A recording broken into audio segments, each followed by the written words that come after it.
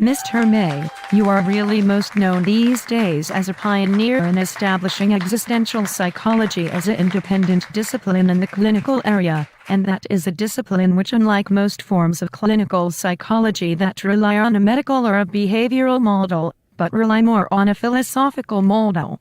You draw heavily on the works, I think, of philosophers such as Sartre, Kierkegaard, and Heidegger, who dealt with basic notions such as anxiety in a different way than most medical clinicians. Yes, well, when I was in the year 56 or 57, the publishers called me up and asked if I would edit a book on European existential psychology, and I was delighted that there was such a book.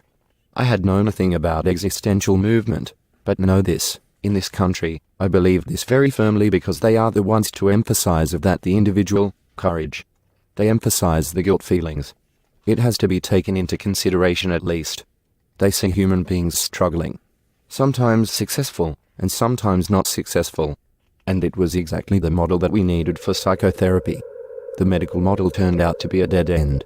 And I welcomed the chance to edit this book of existential chapters from Europe, and it met my own needs, and of my own heart. Would I be correct in assuming that when you speak of anxiety, you don't think of it as a symptom to be removed, but rather as a gateway for exploration into the meaning of life? Yes, you got that exactly right. I think anxiety is associated with creativity. When you are in a situation of anxiety, you can, of course, run away from it, and that certainly is not constructive. Or you can take a few pills to get over that door, cocaine or whatever else you may take. You could meditate. Or rather you could meditate, but I think none of those things, including meditation, which I happen to believe in, but none of those paths leads you to creative activities. What anxiety means is as if though the world is knocking at your door and the need to create. You need to make something.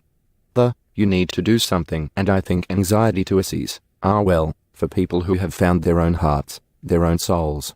For them it is a stimulus toward creativity, towards courage.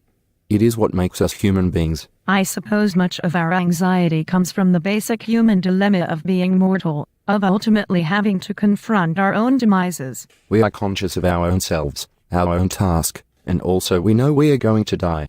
Man is the only creature, man, women, children even sometimes, are the only creatures that can be aware of their deaths, and out of that comes normal anxiety.